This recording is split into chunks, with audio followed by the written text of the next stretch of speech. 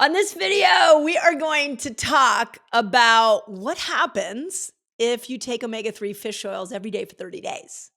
I have a lot of thoughts on this. In fact, I have a lot of thoughts on omega-3 oils, especially fish oils.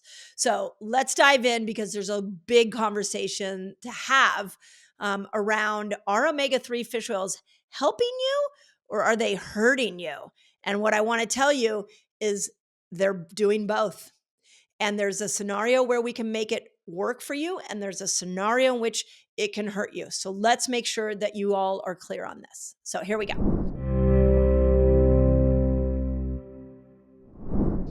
So most people know omega-3s are some of the healthiest fats you can eat. Those of you who bought Eat Like a Girl, thank you, by the way.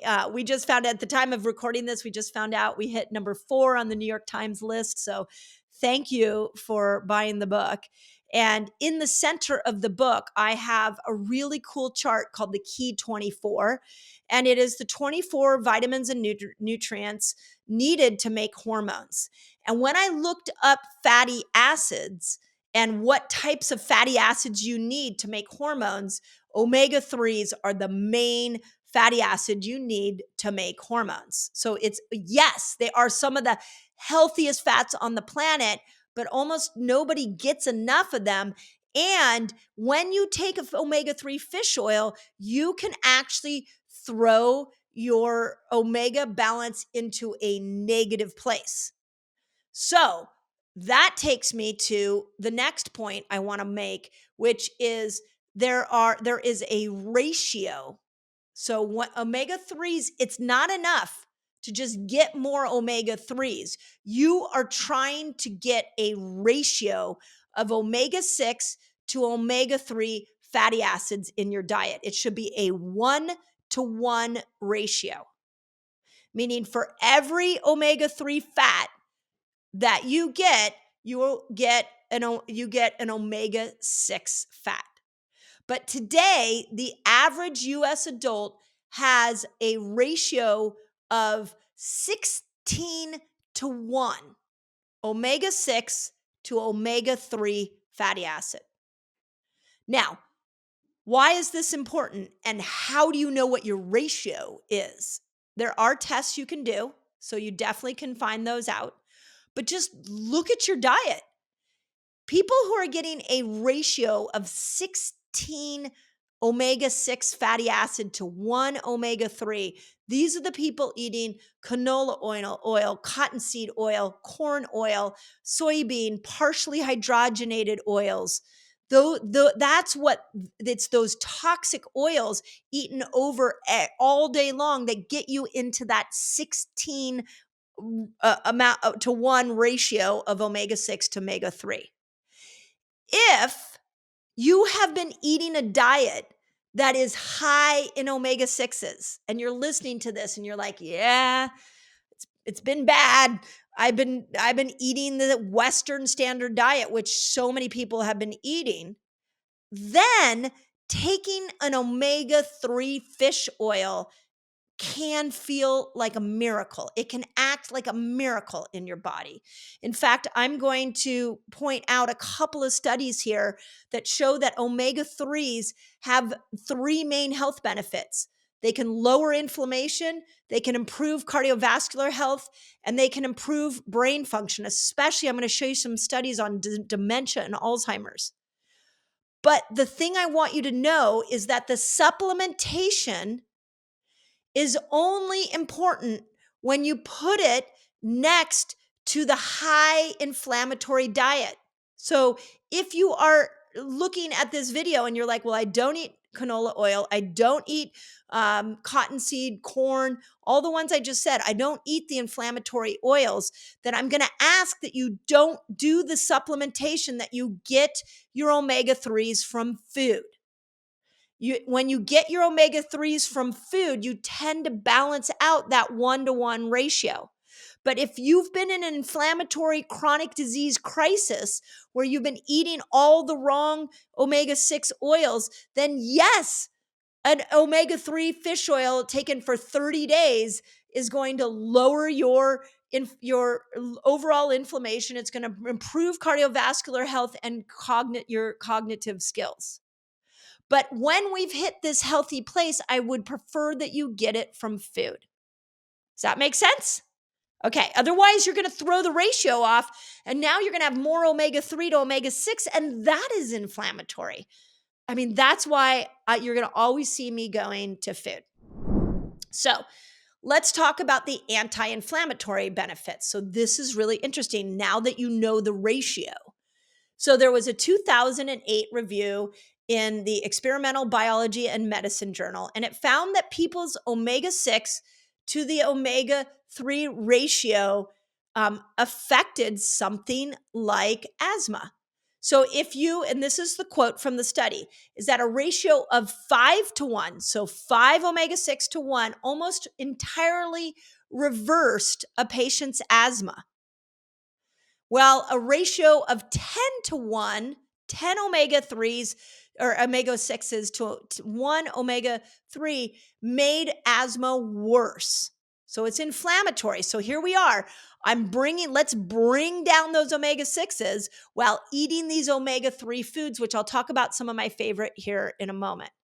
There also was a really interesting study, or within this review, an interesting note that a 3 to 1 ratio, 3 omega-6 to 1 omega-3, suppressed inflammation in patients with rheumatoid arthritis. So remember, the average American has a 16 to 1 ratio, meaning that they're getting 16 times more omega-6s than omega-3s, and you want to get that number down to 1 to 1. So in this conversation, the most important thing to do is get off the omega-6 oils and start using food to be able to regulate your omega-3s. It's going to help with asthma, rheumatoid arthritis, and it brings that inflammation down. Okay, now here's another concept. This is such a dense video on fat. I'm really excited we're having this. Is that there is this membrane around all your cells, and it acts like an amoeba. It decides what gets allowed inside the cell, what nutrients and hormones go inside the cell. And it also allows toxins that the inner workings of the cells don't like anymore. It allows that to be pushed out. So when we do omega-3 foods, I'm just going to say what they are right now. My favorite: wild salmon, grass-fed anything, but primarily grass-fed beef, high quality, extra virgin, organic olive oil. Walnuts are really high in omega-3s. They are making this outer cell membrane flexible. And it's a little bit like a tree that can bend in the wind without breaking. The cell, when it's like that amoeba, it can let the nutrients in and the toxins out. And there's like this whole ecosystem within your cells that this membrane becomes critical. That flexibility becomes critical. Whereas if you slant more towards these omega-6s, or these inflammatory oils, this cell becomes brittle. And then you're over there taking all these supplements and you're trying to eat well, but you maybe have all the wrong fats. And all of a sudden the cell membrane is brittle and no nutrients can get in and no toxins can get out. No hormones can get in. No toxins can get out. No viruses can get out. And so the damage inside the cell is huge. Genes can get triggered, mitochondria can shut down, and they stop producing ATP. Cellular parts like protein parts, like the endoplasmic reticulum, start malfunctioning. And that whole ecosystem inside that cell becomes in a state of dis-ease, which is leading you to chronic disease. That is how important these oils are. I have done Resetter podcasts on this. Please go listen to it. This is super important. So we want to bring in more of the omega-3s. So bring in your fish oil. Your wild salmon and your grass-fed meat and your raw walnuts. Maybe take a little bit of a fish oil supplement, not a mega dose of a fish oil, but keep adding, and your olive oil. Currently right now am doing a spoonful of olive oil every single day. And that is going to keep these cell membranes flexible. If you did this for 30 days, you would see a change in your skin. You would see a change in your energy. Those of you that are taking hormone replacement therapy, you would see that that starts working better. Everything in the body starts working better when we get these omega-6s down so that cellular membrane stops being brittle and it starts becoming flexible, and we bring in the omega-3s. So this is, hopefully you can tell how critical this is. Okay, have you been watching my videos and you're like, I don't know how to put this stuff all together? You might need my fasting lifestyle free course. I'll teach you exactly how to do it. Just click on the link above, it'll take it to you, and it's absolutely free. My gift to you. There's another couple interesting, before I move on to the cardiovascular effects, this anti-inflammatory effect of omega-3 has also been shown for my cycling women out there, that if you take an omega-3 supplement every day, you can decrease your period cramps and the inflammation in healthy women. So again, let's make sure we look at both sides of the omega-3 conversation. If you're confused, then just get rid of the omega-6s and think of it like I could take a little bit of an omega-3 supplement plus adding in these omega-3 foods. Okay, that's as simple, hopefully, as I can get it. Cardiovascular symptoms. So cardiovascular benefits. There was a 28 review that found that if we could get that ratio, that 6 to omega-3 to omega-6-3 ratio down to 4-to-1, you decrease your cardiovascular mortality risk by 70%. 70%. So those of you that don't like to exercise, but you want to exercise because you feel like you have to because of your cardiovascular system, well, how about we start by getting the bad omega-6s out and bringing the good omega-3s in, so we bring that ratio down. Also, a 2024 study found that people who ate omega-3 foods, the ones I just mentioned, on a regular basis, had a 31% lower risk of dying from cardiovascular disease. And they even went on to say a 24% decrease in overall risk of death. This is how important this is. And then we also know from a 2015 study that so a lot of you guys are going to ask me amounts. I know this. So 1 gram of omega-3s a day becomes cardioprotective. So 1 gram, that's 1,000 milligrams of omega-3s a day is cardioprotective. Add that with a decrease in omega-6s, and you're now moving in the right direction. Last thing I want to say on this topic is that it's really important, this ratio for the brain. So this came from a 2022 review that said taking omega-3s daily improved brain function. And it did it in a couple of different ways. And it improved increase in learning, memory, cognitive, and well-being. And it also improved blood flow to the brain. So this is really important. I want to talk to my menopausal women for a moment. When we go through menopause, we lose estradiol, and losing estradiol can have a difficult effect on our brain. And what's really interesting is that you're going to see this in my next book. I'm currently writing it. Is that menopausal process, that perimenopausal process, what is happening is something that I'm calling the brain remodel project, where old neurons that you no longer need get sloughed away and new neurons start to form. Well, in that, you get brain fog. In that, you get depression and anxiety because they're like, think of any remodel you've ever been in your life. I lived through a kitchen remodel in my own home. It was like a massive construction zone for 6 months. It was horrible. It was not comfortable. Well, that's what your brain's going through. Throughout menopause, it's in this construction zone. So we can improve it by increasing omega-3s daily, either through diet or through supplementation for improved brain function. We've also seen in psychiatric journals that if taking 1 gram, we're back at 1 gram of omega-3 a day, significantly decreased depression and depression risk, and it eased the symptoms of people who had depression.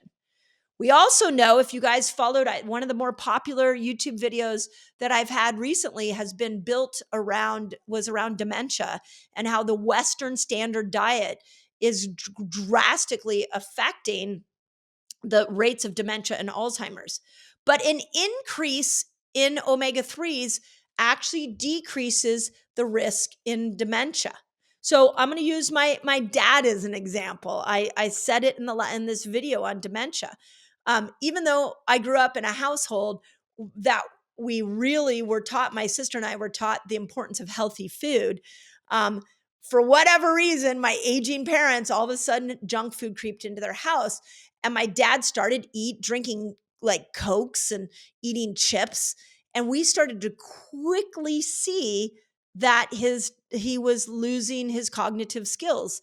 Now he's 88 years old, so it would be really easy to be like, something's off with him. But what I did is I came in and really removed those omega-6 foods and got him on a fish oil. And that combination quickly started to bring his cognition back. So if you have a loved one you can't get them to eat the right foods, and they're exhibiting signs of dementia and Alzheimer's, think about the fact that even something as taking omega-3 fish oil, this would be a perfect example of 30 days on a fish oil, 1 gram a day, could dramatically shift their symptoms of dementia and cognitive decline. That's how important this ratio can be. Make sense? So put in the notes if you have questions on this, because again, your questions will fuel more videos. Okay, and my team's also there answering things and making sure you get support. So the next set of questions comes from my members of my Reset Academy. If you don't know, I have a membership group you can join. It's low cost. And in that, we do a lot of fat burning experiences together. We learn a lot. We work out together. It is like a university on the fasting lifestyle. So if you're looking for that, come join me in my Reset Academy. Okay, here's the first question. I've been thinking about bringing organic and non-GMO soy back into my diet. Where does organic soybean oil fall into the conversation? Is it okay to have a salad or a marinade food with it? And how does it handle heat?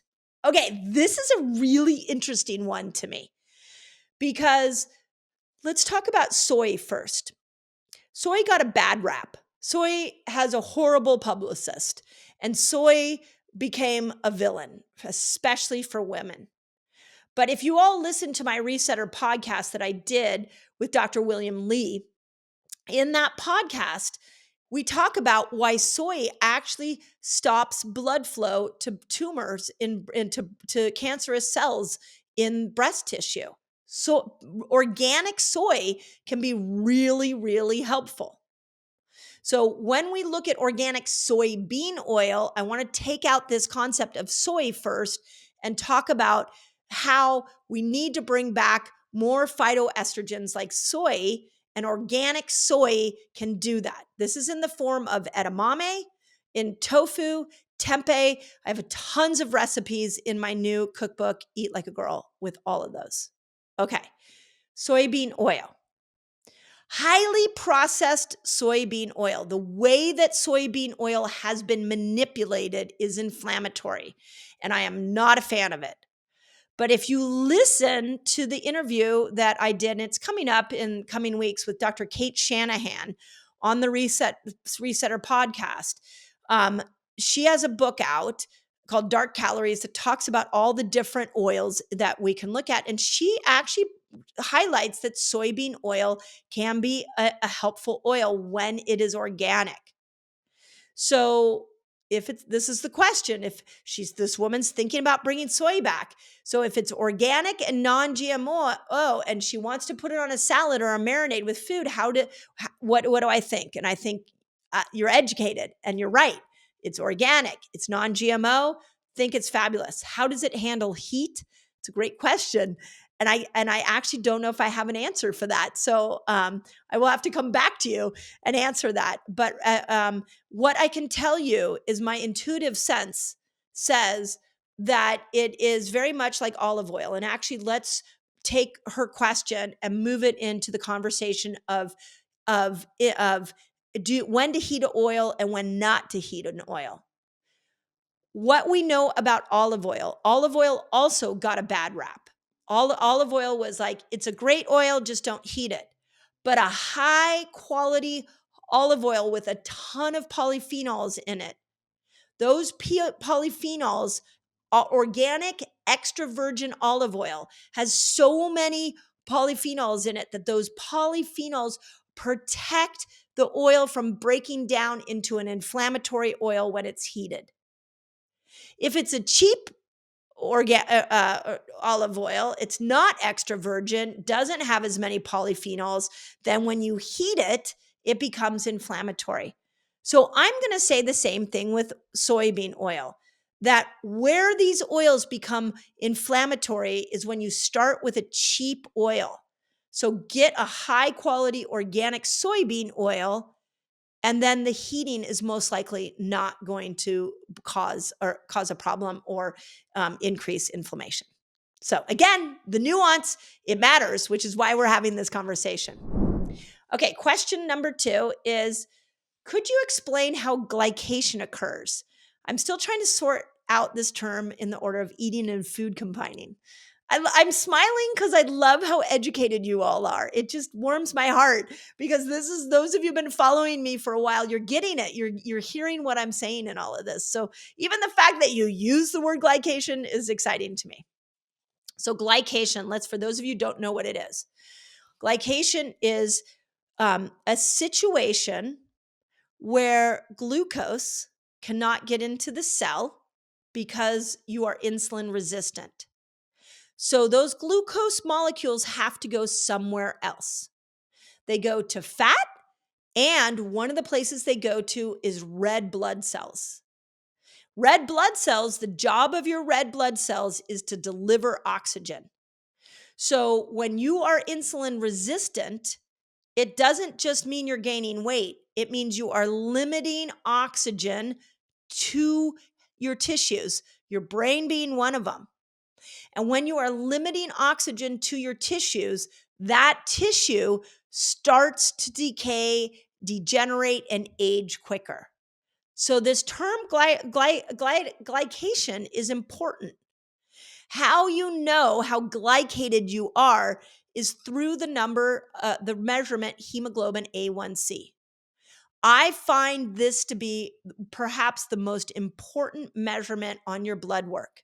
Because not only does it tell you if you have too much glucose floating around in your system, but it tells you if you are in jeopardy of glycation and in jeopardy of oxygen getting to healthy tissues to keep them young and vibrant and thriving. If you can't get oxygen to tissues, they will decay and age and degenerate quicker. So the second part of this question is I'm still trying to sort out in terms of the order of eating and food combining. Well, the bottom line, if you don't want this glycation process to happen, is you want to really think about in Eat Like a Girl, I came up with something I call the foundational 5. The foundational 5 are 5 food principles that will keep you out of chronic disease. And within that, these 5 principles will keep you out of a glycated state. I'll go through them very quickly, but you can get the book and it goes into all details. The first principle is blood sugar matters, calories don't. So start eating according to your blood sugar. I've done a whole series of videos here on sweeteners trying to help us understand things like glycemic index and the depth of those kind of things. So let's get your blood sugar low, get your mind off calories. Let's get that blood sugar more stable. The second foundational idea is that we need to start eating nature's food, not human-made food. So if you don't want this glycated state, then make sure that you're looking, when you look in your basket at the grocery store, like my basket, if you see me at the grocery store, will be mostly filled with fruits and vegetables because nature gave that to me. And I'm going to eat what nature gave me. So look at your grocery basket. Look at your refrigerator. Is there mostly nature's foods in there? Third principle, eat for your microbes, not your taste buds. We need to get you eating more probiotic foods, prebiotic foods, and polyphenol foods. When you eat those, you stabilize your blood sugar. And next one is protein is the hero macronutrient. That's the fourth foundational idea. Are you having protein at every single meal? Now, for this person, they want to know how to do it in terms of eating and food combining. I would put protein at every meal. I would put a good fat at every meal, and I would have fiber at every meal. Now we're incorporating all of these principles, which leads me to my last principle, number 5, which is fat doesn't make you fat. It's the wrong fat that makes you fat, not good, healthy fat. So if you want to avoid glycation, you want oxygen to get to the tissues. You want to bring down hemoglobin A1C. Let's get you eating more of nature's carbohydrates. Let's get you eating more fiber. Let's bring in protein at every meal, and let's get this good oil going. I drizzle high quality olive oil on everything. And then you're not going to have to worry about glycation. Hope that helped. Okay, you know how when you're trying to get in and out of fat burner, sugar burner, and sometimes you struggle? It might be that you have a metabolic blocker that's at play here. Want to know what those blockers are? Click on the link above and I'll take you straight to a giveaway and you can have my list of metabolic blockers. Okay, the last question is, I do not have a gallbladder, and how do I adjust my fasting protocol with gallbladder issues or without a gallbladder? Should I fast? Should I avoid fats and oils? Okay, great question. It's really interesting because I've seen a lot of people without a gallbladder do incredibly well with fasting. So the first thing I want to bring to your attention is, what is a gallbladder? A gallbladder, what's the purpose of the gallbladder? The gallbladder, the liver sits up like high on your, right under your left rib cage. Your liver sits up on top of the gallbladder. And the gallbladder is this little organ, tiny, looks like a little balloon that sits right underneath the liver. And they both have ducts. They have these ducts that pour into something called the common bile duct. And the common bile duct is taking what the liver is detoxing and the bile from the gallbladder and putting it in the common bile duct and then pushing it into your small intestine. The focus of the gallbladder is not, its primary job is not to break down fat. The primary job of the gallbladder is a storage pantry for toxins. So heavy metals are a phenomenal example of this. Your body stores heavy metals. When the heavy metal load gets high, it puts it in the gallbladder. And then your body makes bile to break those heavy metals down and get them into that common bile duct to dump them into the small intestine and get them out of your system. Your gallbladder is helping you detox. So if it had to be removed, there is a large reason and possibility that you had too many toxins. And the reason we associate the gallbladder with breaking fat down is because we are now looking at a world that is eating toxic fat. So the gallbladder is being removed because too many people are eating toxic fat. So if you've had your gallbladder removed, I want you to watch your toxic load. And of course, you're already thinking about your fat load, but most importantly, you got to get off of the toxic fats like canola oil, cottonseed oil, corn oil. I listed them in all my books. So that's the first, and you want to work on your toxic load. Now, what fast do we know is a bit of a detox fast? I know I'm asking this as a question because I know some of you are like, know the answer. And that is autophagy fasting. When you go into a state of autophagy, you start to clean out those cells. It's a bit of a cellular detox. We also know that when you go into a 24-hour fast, that you increase intestinal stem cells. And when you increase intestinal stem cells, then what you're doing is you're creating a better environment inside your gut, specifically in the small intestine. If your liver sits up here and your gallbladder is right underneath it, and the common bile duct is emptying out all these toxins, it empties it out into the small intestine, and the small intestine becomes like a dump, like a city dump for everything coming out of the liver and the gallbladder. So when we look at fasting through the lens of gallbladder issues, that 24-hour fast is really important for cleaning up this small intestine. So the answer is, do I adjust my fasting? The answer is yes. I want to see you doing more 17-hour fasts and more 24-hour fasts so we can bring your toxic load down. We can take some pressure off your liver and your well, you don't have a gallbladder anymore, but we can take some pressure off your liver. We can heal the gut and the common bile duct. It's amazing.